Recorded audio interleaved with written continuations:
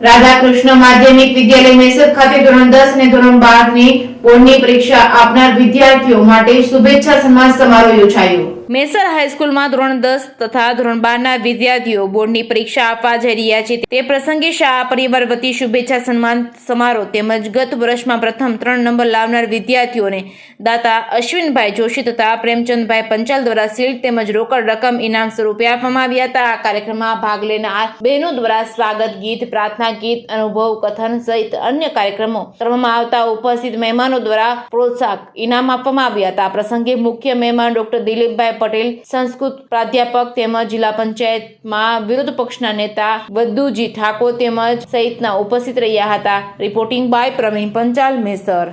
आज रोज हमारे स्कूल में राधाकृष्ण माध्यमिक विद्यालय मेसर में विदाय महोत्सव રાખવામાં આવ્યો હતો।